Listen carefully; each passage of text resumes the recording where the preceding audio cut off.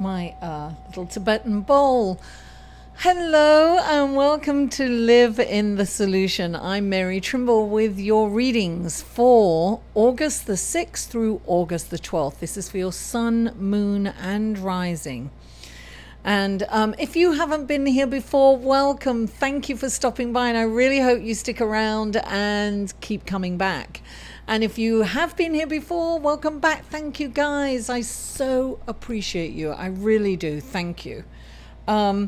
Thank you for liking and sharing and commenting and subscribing. I really appreciate that. I'm almost at 4K subscribers. Let's make that happen this week, yeah? And what was I going to say? Okay, so if you haven't been here before, I do an astrological report at the beginning of the video, and I put it on every video because it's a general astrological report. And you may skip that if you're checking out your sun, moon, and sun, moon, and rising. Mercury's in retrograde, so I'm going to apologize in advance for any mistakes that I make, which I'm sure to do. What was I going to say? So all the information and lots of other links, if you want to link to your sun, moon and rising, that's in the description box below.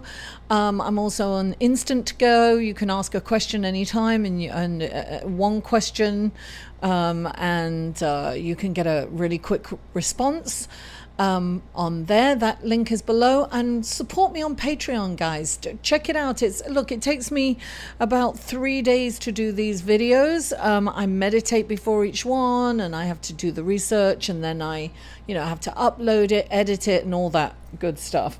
So it does take time, and a nice way of supporting is donate $1 or something. You can do one donation, or you can do it once a month. And that, would really be appreciative. And if you can't, just, like, share, comment, and all that other good stuff. I so get it. If you can't afford it, that's fine. But if you can, that would be lovely. And thank you for all of those who bought, whom I gave a personal reading to, who purchased readings. I really, really appreciate you. You guys keep me going in between. Thank you very much. And okay, so let's go to the astrological report now. On the 6th, Venus moves into Libra. Venus is much happier in Libra. There's balance in our relationships. I think she's there till the 26th of September, I believe. The 9th of September. So Libra is there. Venus is in Libra till the 9th of September. So that's wonderful. It's balance in our relationships. Venus is a lot more comfortable in Libra than she was in Virgo, for sure. And so we can balance our finances, balance our relationships. And then on the 7th, Uranus goes retrograde. We have 3 planets retrograde, right? We've got Mercury, Mars, and Uranus. So this month in general, guys, is going to be slow, and there's no point in getting frustrated. Well, we will tend to get frustrated, but think or take a deep breath before you react. I mean, that's my advice. I had to do that in the supermarket. Was it last night? No, the night before. I had to walk away from a situation before I said something I might regret. It's things like that. It's situations like that you've got to take a breath, be careful of driving, what is it? Car rage, driver's rage. You've got to be very careful of that. It's just, take a deep breath and relax. It's not that important. Allow things to unfold and just keep going. Keep it moving, darling. Now, I want to talk about the energy of the month, numerology wise. Now, this month is the number 19. How do we get 19? We add 8, which is August, it's the 8th month, right? And then we add 2018. So we add 8 to 2 equals 10. And then we add, well, there's a 0, so that's nothing. Then we add a 1, which is 11. And then we add the 8, which is 19. Now, 19 is a karmic number. And 19 in the major arcana represents the sun, right? It's the sun card in the major arcana.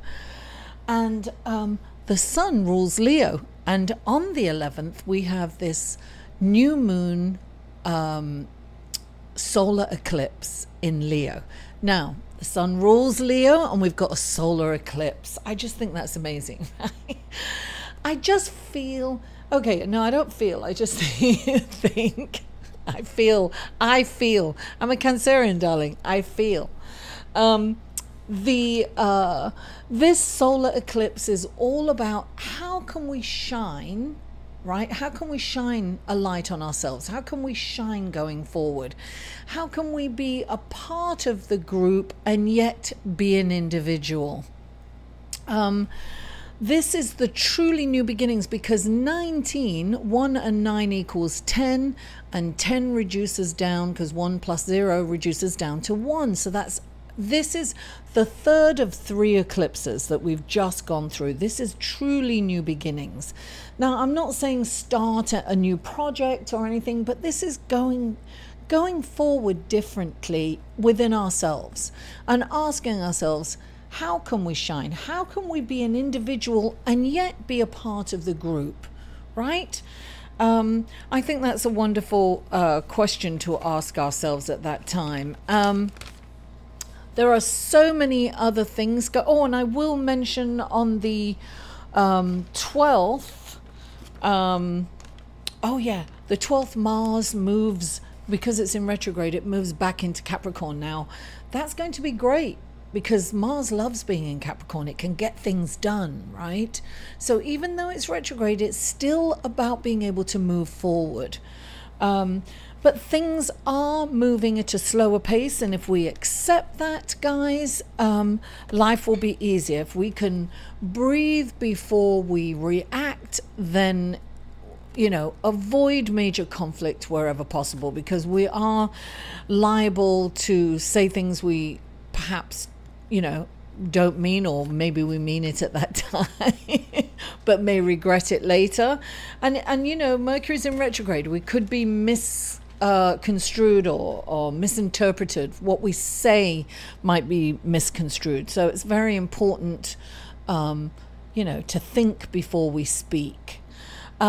So without further ado, let's go to your reading, shall we? Virgo, and welcome to your reading. Virgo, sun, moon, and rising. Welcome to your reading for August the 6th through August the 12th. And the first card out for you guys is the 2 of Pentacles. This means there's a lot going on and you have to be the master multitasker. And I feel that you can do that. For me, the 2 of Pentacles is about focus. I always think you've got to focus, because you could be juggling 2 jobs. You could be juggling home and work. You could have a career and have you know, the home life with the children and everything. There's things that you are juggling. It's very busy for you. Even if you're retired, you can be, you know, having guests, going on trips, all kinds of things can be going on for you. So this, of course, guys, is a general reading. If you would like a personal reading, you can get that right up here. You can find information about that up here. So this is really about not taking your eye off the ball, because when you take your eye off the ball, sometimes you're liable to drop everything. So really keep the focus. And you know, it might be difficult to keep the focus. Now, you've also got the 5 of Swords, right? And the 5 of Swords is bickering. It's kind of a little, you know, controversy going on, or controversy if you're from the across the pond. So this can be like an argument at work. It can be in your relationship, right? It can be, you know, the same old thing that you're going over. This is about kind of understand that you can't win, or that you need to back off. You need to back off from this. This is about knowing your limitations and knowing when to back down, because sometimes it's that need. When this card comes up, it's about hanging on to a bone, a dog with a bone. It's almost like, look, you know that you're kind of wrong, but now you've hung on to it for so long that it's very difficult to admit that you're wrong. And it's like, I've got to win no matter what, you know. And so this is about, look, dropping the swords and walking away. You know, you may not win this battle, you could win the war, but you have to know when to stop. You know, it's time to let go of this conflict. It's going to distract you. If you do, you're going to take your eye off the ball. You've got a lot going on. Just drop this. You don't need this, you know. And sometimes you have power in admitting that you're wrong. You know, people respect that when you can say, you know what, I was wrong, I'm sorry. Or, you know, you're right. Sometimes it's easier to say I'm wrong than you're right. Right, Kathleen? My Virgo sister. So sometimes it's about apologizing. It's about saying, you know what, I was wrong. You were right. I was right, Kath. You know that. Anyway, the next card is the Ace of Pentacles. Darling, this is about things are starting to pay off. All your hard work, you're going to start seeing the rewards of it. You're going to see the benefits. You're starting to see the payoff. You're really recognizing that it's working and things are, you know, coming to fruition and ripening, and it's exciting for you.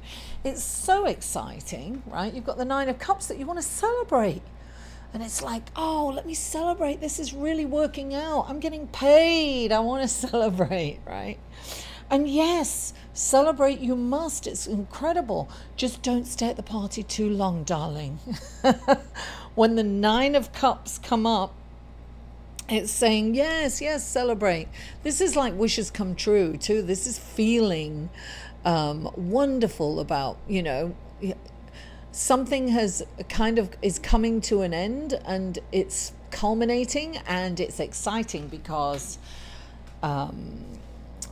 you feel that celebratory mood. You know that things are getting better. You can see it. Just be aware not to go over the top. You know, we can have a tendency to be a little overindulgent during this time. So we want to kind of rein that in. And the next card, darling, is the World. You have the World in the palm of your hand. This is about going forward in a different direction, really a brand new start. And this is what the solar eclipse is about, right? This new moon solar eclipse, it's about going forward with renewed energy, you know, and around the same time, we've got Mars going into Capricorn, which is really going to help us move forward. So this is saying, look, you can go ahead in life, doing the same old thing in the same old way, being the same old person, and things won't change. But when you have the World, when this card comes up, it's saying that the universe is supporting you in any change that you make. This is a good time for change. This really is. And clarifying it, you've got the High Priestess. And in this deck, she's got a white pole. I feel that, look, she's got all this information. The High Priestess to me is like the Lady of the Lake. You know, sometimes she's known as the old crone, the old witch. She's got all these magical potions, and she has all this. She has the Akashic records. She's got all this knowledge from the beginning of time. And it's interesting because she's also, you know, she's got, you know, a balance of light and dark energy. She can be either or. I always say that meditation is a really good way to tap into this information. And Uranus is going retrograde. And that is a really good time. Uranus kind of rules the higher dimensions, so it's really a good time to meditate and connect with those higher dimensions and get that information and that knowledge downloaded to you. So quieten the mind, because we know that you can be busy analyzing, Virgo, and that can get in the way. When you quieten the mind, you can receive that energy in, and you can really gain all that wisdom, all that power. The High Priestess is about that power and that wisdom. Virgo, thank you so much for tuning in. Please don't forget to like this video, share it on your social media, and subscribe if you haven't already. Mwah. I love you all, and I'll see you next week. All the babies, look at them. How old do you think they are, Kathleen? For a personal reading, please go to www.liveinthesolution.com. They're at the ugly duckling stage. Maybe 4 weeks. I really think they're ugly. No, I'm just saying that because of the No, I know. story.